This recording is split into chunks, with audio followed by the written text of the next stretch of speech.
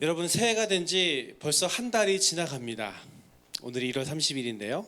그리고 어제부터는 설 연휴고요. 시간이 참 빨라요. 그죠? 아무튼 여러분, 새로운 해를 맞을 때마다 크고 작게 생각되는 게 있다면 바로 나이일 텐데요. 여러분은 올 한 해를 맞으면서 여러분의 나이에 대해서 어떤 마음, 어떤 생각을 가져보셨습니까?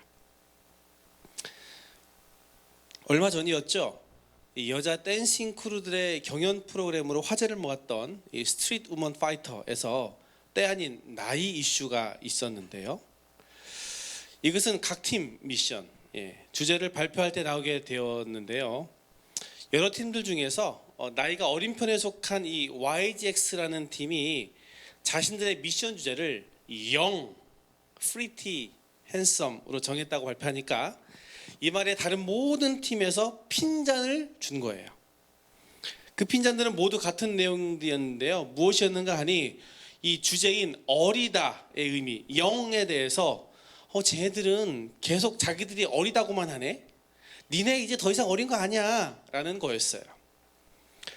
이 말은 다른 팀과 비교할 때 이 YGX의 크루들이 이 어린 나이인 건 분명하지만 계속 이 팀이 이 프로그램 처음부터 자신들의 나이가 어리다는 것을 어필하는 게 맞지 않다는 이유에서였습니다.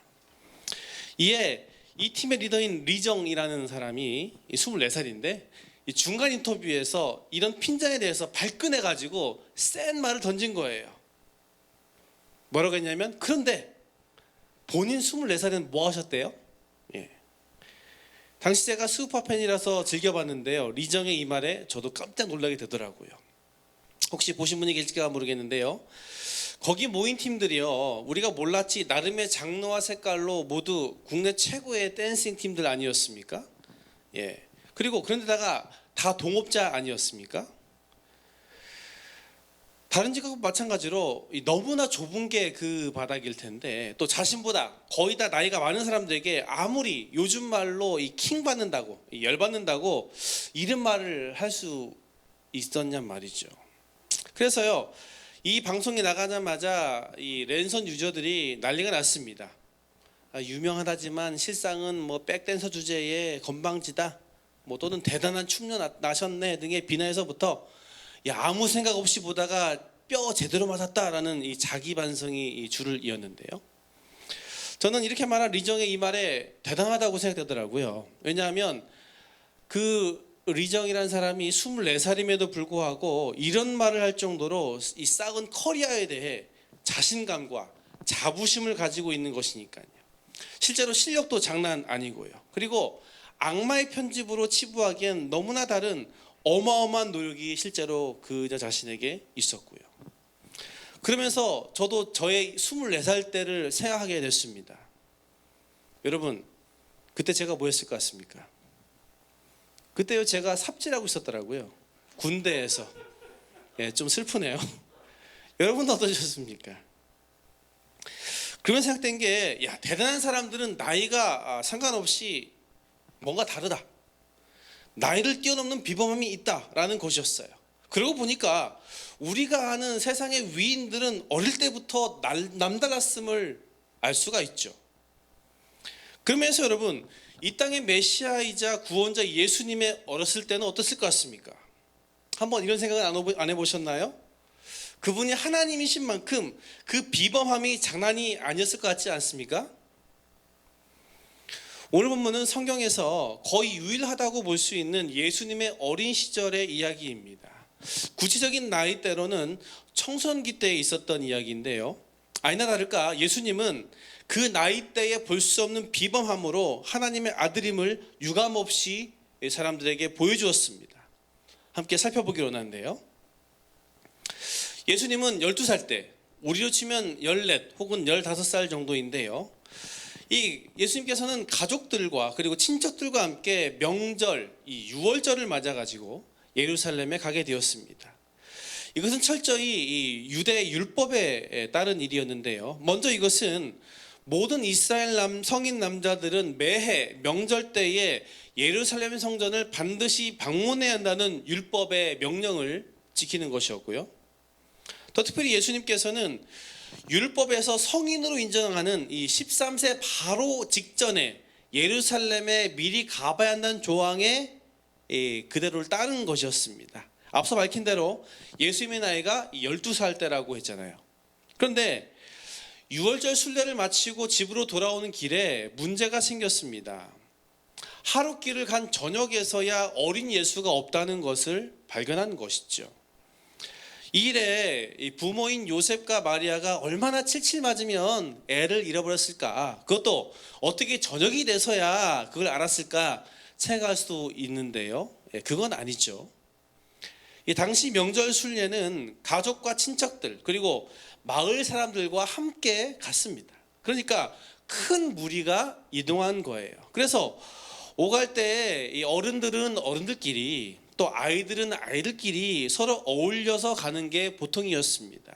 그러다가 저녁이 되면 가족들이 그때야 모여서 밥을 먹고 함께 자고, 그래서 이 요셉과 마리아는 무리의 이 아들 예수가 당연히 있었을 거라고 안 겁니다. 어쨌든 예수가 없었다는 걸 알게 된 이 요셉과 마리아가 다시 부랴부랴 예루살렘으로 돌아가지요. 성경은 사흘 만에 이 예수님을 찾았다고 하는데요, 온 길 하루, 돌아간 길 하루, 그리고 그 다음 날이니까 사흘입니다. 그런데 예수님을 어디에서 찾았습니까? 성전에서 찾았습니다. 그것도 뭐하고 있는 중에 있는 예수를 봤습니까? 성전 안에 있는 선생들과 서로 묻고 답하는 중에 예수를 발견하게 되어요. 당시 성전 안에는 항상 이 율법이나 그런 하나님의 말씀을 가르치는 선생들이 있어서 찾아오는 사람들에게 이것들에 대해서 가르치고 설명했다라고 해요. 그런데 여기 있던 선생들은 보통 우리가 생각하는 이 선생님들이 아니었다는 사실이죠. 이스라엘의 상징이라고 해도 과언이 아닐 이 예루살렘 성전 안에 있던 선생들이니 보통은 아니었을 겁니다만, 이들은 우리가 생각하는 그 이상의 당대 최고의 석학들이었다는 사실입니다. 영어 성경을 보면 이들에 대해서 the teachers라고 합니다. 이것은요, 예루살렘 성전 안에 있던 선생들 하면 누구나 떠올릴 수 있는 이 특정 사람들을 가리키는 거예요. 그때 당시에 이름을 날렸던 학자들 이름이 할렐, 힐렐이죠, 힐렐, 샴마이, 가말리엘, 요나단, 시몬 등등이었는데요. 한번 들어보셨습니까, 여러분? 그런데 12살에 불과한 예수님이 이와 같은 최고의 석학들과 함께 서로 질문하고 답하고 논쟁했고요, 예수님의 말들에 이 석자들이 깜짝 놀랐다는 겁니다. 여기에서요, 학자들이 어린 예수의 말에 놀라는 것은 와, 대단하네, 오, 똑똑하네, 대박 정도가 아닙니다. 우리 성경으로 읽을 때 좀 임팩트가 없는데 원문에 쓰인 이 단어의 의미를 보면 기이하다예요. 그리고 시제로 볼 때 계속과 반복이에요. 그러니까 학자들이 그냥 깜놀 놀란 게 아니라 거의 기절할 정도로 계속 놀랐다는 겁니다. 어린 예수의 대답에 탄성과 전율을 계속해서 가졌을 거란 얘기입니다. 여기에 이 어린 예수 학자들의 대화는 단순히 1대1 묻고 답하는 배틀식의 논쟁이 아니었습니다. 만약에 어린 예수가 그들과 똑같은 입장에서 또 그들의 이론으로 질문하고 대답하는 것으로 논쟁했다면 46절에 그가 선생들 중에 앉으사에 사용된 전치사는 단순히 영어로 in이었을 거예요. 그러니까 영어로 하면 sitting in the teachers가 되겠죠. 발음은 좀 안 좋습니다. 이해해 주세요. 그런데 여기에 in과 더불어 한가운데라는 의미의 midst라는 단어가 붙였다는 것이죠. 그러니까 이 논쟁을 이끌고 이 논쟁의 중심 역할을 한 것이 다름 아닌 누구다? 바로 어린 예수라는 것이죠. 어린 예수를 중심으로 학자들이 들러붙어 가지고 질문하고 답을 듣는 이런 형국이었다는 뜻입니다. 물론 예수님께서는 완전한 인간이시면서 동시에 완전한 하나님이시기 때문에 나이에 상관없이 너무나 뛰어난 지혜가 있었다는 건 당연한 거라서 이런 상황 또 이러한 학자들의 반응 역시 당연할지도 모릅니다. 하지만 예수님은 하나님의 아들, 또 세상을 구원할 메시아로서의 탁월함과 비범함을 어린 나이에서부터 드러냈다는 것이지요. 이에 어린 예수를 찾은 마리아가 지금까지의 걱정에, 또 안도에, 또 약간의 화에 너 왜 이렇게 했어? 왜 우리랑 같이 길을 떠나지 않았어? 왜 여기 있어? 우리가 너 찾느라 얼마나 애썼는 줄 알아? 라고 묻고 타박합니다. 그래서 예수님이 뭐라고 대답을 합니까? 왜 나를 찾았는데요? 내가 내 아버지 집에 있어야 하는 것 몰랐어요? 라고 답을 하죠. 예수님의 대답, 맞는 말이긴 하나 언뜻 보기에 당시 나이대인 이 질풍노도의 태도를 드러내는 것으로 보입니다. 예전에 몰랐는데 이번 설교를 하면서 보니까 이때가 예수님이 12살이라는 사실에 그렇게 보이시더라고요. 아무튼 그리고 어린 예수가 부모를 따라 다시 나사렛으로 돌아간 겁니다. 51절 중간에 나온 대로 다시 부모에게 순종하며 살게 된 거예요. 살펴볼 것은 이 예수님의 어린 시절에 대한 본문의 에피소드를 통해 특히나 그 중에서 명절 때 예루살렘 순례 후 예수께서 성전에 남아있다가 찾아온 부모를 다시 만나고 집에 돌아온 과정을 통해 예수님께서 우리에게 말씀하시고자 하는 게 과연 무엇이냐는 것이죠. 나 예수는 어릴 때부터 이미 메시아 구원자로서 니들과 달랐어. 벌써부터 싹이 다르지 않니? 이런 겁니까? 아니면 어릴 때 일이 나 예수가 하나님이라는 확실한 증거야, 이런 거예요? 이것은요, 예수님이 어렸음에도 자신의 정체성과 해야 할 일을 분명히 알고 있었다는 것이죠. 즉, 왜 여기에 있냐라는 마리아의 물음에 예수께서 대답한 왜 나를 찾았고 내가 내 아버지의 집에 있어야 한다는 걸 왜 모르냐라는 답은 내 정체성이 당신의 아들이기보다는 하나님의 아들이고 내가 따라할 것은 당신의 뜻과 계획이 아니라 하나님의 뜻을 행하는 거라는 의미이기 때문이에요. 주님은 6월절 예루살렘 방문을 통해서 부모와 가족 그리고 친척들 심지어 성전에 있던 최고의 학자들에게까지 자신이 하나님의 아들이라는 사실과 하나님의 일인 구원의 일을 감당해야 할 것을 드러내시길, 즉 공적으로 나타내시기를 원하셨습니다. 그 증거가 6월절이라는 가장 큰 명절의 때, 또 예루살렘 성전이라는 장소, 그리고 최고 율법학자들과 함께한 공간에서 이 사실을 다 듣도록 대답으로 한 것이죠. 사람들이 깨닫든 못 깨닫든 말이죠. 그런데 그걸로 끝이었습니까? 아닙니다. 명절 순례 그 이후에 어떻게 나옵니까? 예수님께서 이런 놀라운 대답을 하고 난 뒤에 다시 집인 나사렛으로 돌아갔고요. 예전대로 부모 요셉과 마리아를 따라 산 겁니다.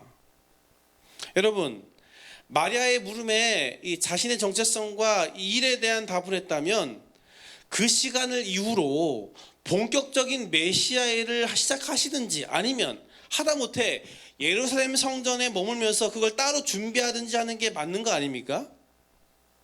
만약 그렇지 않다면 그냥 예전대로 요셉과 마리아만 얘기하면 되지 완전히 모르는 것도 아니고, 그렇죠?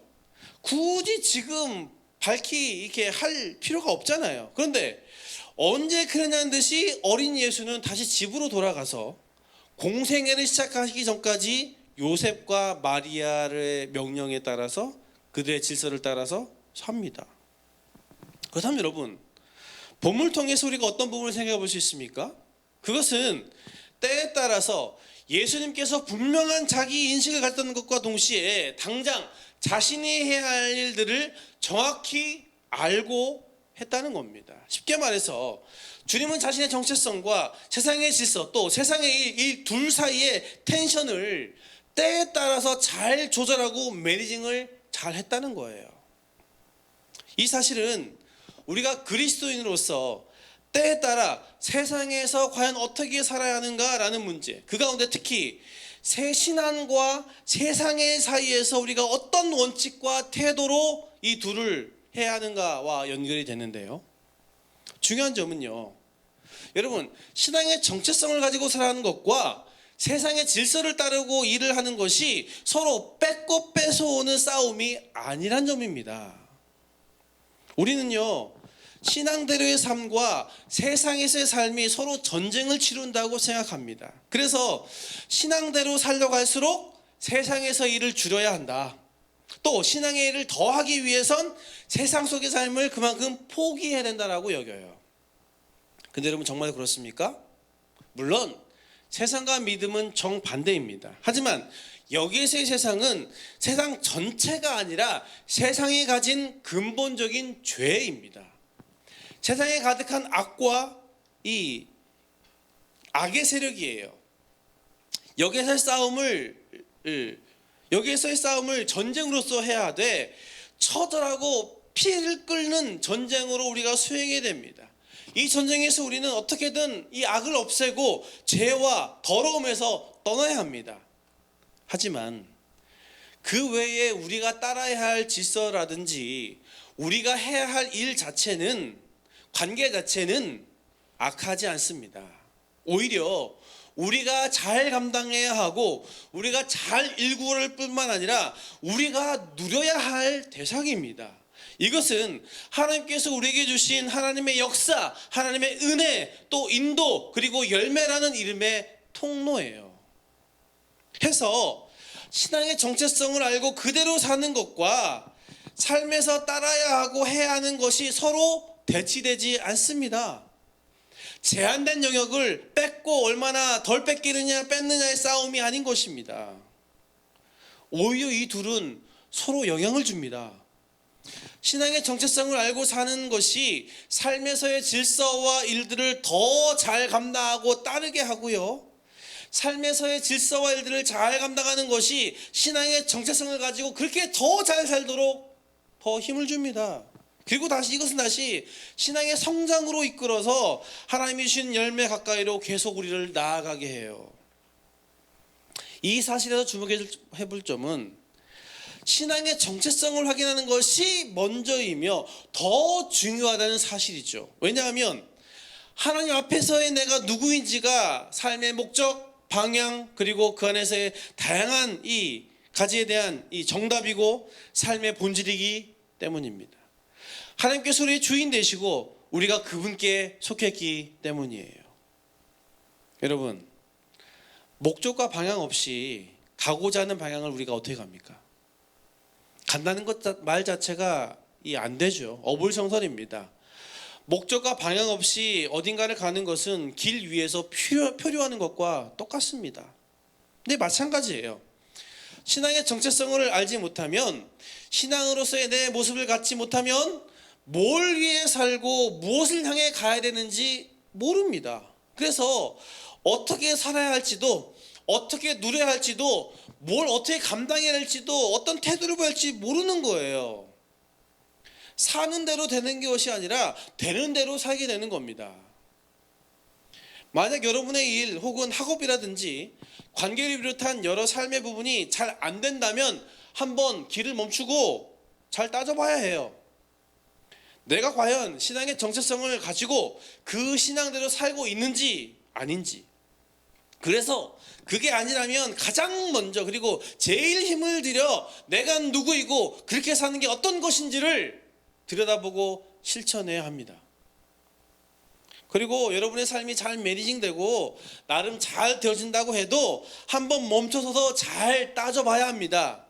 정말 내가 신앙대로 잘 살아서 그 정체성대로 일을 감당해서 이 세상의 일도 잘 감당하고 열매를 맺는 것인지 그게 아닌지를. 왜냐면요, 세상의 일을 잘 감당하는 것은 하나님의 일반 은총, 믿든 안 믿든 누구에게나 주시는 하나님의 질서이기 때문에 그렇죠. 그 증거가 안 믿으면서도 성공하고 잘 되는 사람들 아닙니까? 그런데 이들의 문제점은 뭡니까? 뭐 많이 있습니다만 가장 크고 결정적인 것으로는 아무리 이들이 윤리적으로 살고 남을 잘 도왔다 해도 진정한 생명, 즉 죽음 이후의 영생이 없다는 것이죠. 다시 돌아와서 우리가요, 뭔가 잘 되고 열매가 있다고 해도 신앙을 다시 한번 꼭 점검해야 할 것은, 이것이 자칫 내 신앙, 내 믿음의 본 모습이 괜찮다, 문제없다라고 비춰질 수 있는 것으로 위험한 것이기 때문이고요. 이것이 더 위험한 것은 평소엔 아무렇지도 않다가 만에 하나라도 뭔가 하던 일이 안 되고 힘들어질 땐 모든 게 갑자기 확 와르르 무너질 수 있기 때문이에요. 그리고 하나 더 주목해 볼 사실은 이 신앙과 이 세상의 일 둘 가운데 신앙이 독립적이라는 사실이죠. 이 말은 길게 설명할 필요 없이 신앙의 정체성을 가지고 믿음으로 사는 결과가 설령 잘못되고 어그러진다고 해도 그것이 신앙에 아무런 영향을 끼치지 못한다는 사실입니다. 되래, 안 될 때, 힘들 때, 어려울 때 더 하나님 앞에 나와서 나의 모든 것들을 맡기고 확인하며 다시 감당하는 모습이 나올 뿐이죠. 여러분, 그 어떤 것보다 이 신앙의 일의 핵심인 정체성을 확인하고 가지는 것이 중요합니다. 참 가슴 아픈 일인데요. 여러분, 우리나라가 이 입양 1위의 이 불명예를 가지고 있지 않습니까? 여러분, 입양되었던 사람들이 나중에 커서 왜 그렇게 친부모를 기를 쓰고 찾습니까? 자신의 정체성을 찾기 위해서잖아요. 사실 그렇게 부모를 찾아봤자 자신에게 득될 게 뭐가 있습니까? 오히려 그렇게 실제 부모를 찾는 일이 자신이 버려지는 쓰디쓴 이유와 이 버린 사람에 대한 원망이 더 노출되는 거잖아요. 직면하는 거잖아요. 하지만 그럼에도 불구하고 그 단 하나, 내가 어떤 나라 출신이고 어떤 사람의 유전자를 받아들였는지를 확인하는 그 하나로 생각과 마음과 그리고 삶이 정리되고 다시 새로워지기 때문에 기를 쓰고 그렇게 실제 부모를 찾는 거잖아요. 이처럼 우리가 벽두에, 특히나 명절의 때에 내 신앙의 정체성을 다시 한번 확인하고 다시 한번 점검해야 할 이유는 그 하나로 인해서 내 삶에 속한 생각에서부터 마음, 관계, 일 등 모든 것들이 새롭게 조정되고 매닝될 수 있기 때문입니다. 그 하나인 오직 하나님의 말씀과 능력 그리고 힘과 인도가 우리를 돕고 우리를 이끌 수 있는 유일한 방편이 되기 때문이에요. 우리로 하여금 하나님의 계획과 하나님의 가능성으로 결단에 일어나도록, 그렇게 살도록 도전하기 때문입니다. 사랑하는 여러분, 세상과 신앙이라는 이 양쪽 발을 담그고 살아가면서 이 텐션을 여러분 어떻게 조정하기를 원하십니까? 특별히 어떻게 이번 설 명절과 이후의 삶을 보다 힘있고 기쁘게 감당하기를 원하십니까? 정체성보다는 열매가 먼저라고요? 먼저 당장 보이는 것이 있어야 한다고요? 여러분, 모든 것에는 정해진 때가 있습니다. 하나님의 때가 있어요. 오늘 본문을 보세요. 구원자로 오신 하나님, 이 예수님도 10여 년의 시간을 집으로 다시 돌아가서 그 때를 기다리셨습니다. 능력이 없어서입니까? 그러면 지혜가 없어서예요? 아닙니다. 충분히 구원의 일을 감당할 수 있었음에도 기다리셨습니다. 그것은 성인으로서 양육받아야 할 타이밍과 또 이스라엘 사회에서 뭔가 공적인 일을 하기 위한 최소 나이 30살을 기다리기 위해서예요. 하지만 그렇다고 예수님이 마냥 시간을 허비하며 계시지 않았습니다. 오늘 볼 말씀 51절이죠. 예수님은 자신의 정체성을 가진 그대로 부모님께 순종하고 그 명령과 여러 가지 삶의 양식들을 그대로 받아들였습니다. 예수님이 이렇게 부모에게 순종했다는 것은 그 나이로 할 수 있는 최고의 일을 감당한 거예요. 하나님의 일을. 오늘 그 은혜가 있기를 원합니다. 하나님 앞에서의 정체성으로 자신을 바라볼 뿐 아니라 여기에선 하나님의 말씀으로 주위의 관계와 환경들을 바라보기를 원합니다. 때를 위해서 기다리는 내가 있기를 원합니다. 그런 의미에서 여러분, 제가 설교 처음에 나이를 얘기했는데 지금껏 내가 이 나이가 되도록 뭐 했는가가 우리에게 중요한 게 아니에요. 지금 때가 좋은 때인지 나쁜 때인지 어떤 때인지가 우리에게 중요한 것도 아닙니다. 바로 지금 이때에 내가 뭘 하는가가 중요합니다. 내가 감당하고 감당해야만 하는 부분들을 바로 하는 것, 즉 하나님 앞에서 먼저 우리 자신을 확인하고 하나님으로 인한 새로움이 우리에게 있는 것이 중요한 것이죠. 이것이 바로 신앙생활의 기본이자 모든 것이며, 이것이 하나님의 은혜를 경험하게 하는 발걸음, 하나님께 주시는 놀라운 열매를 잊게 만드는 발걸음인 줄 믿습니다.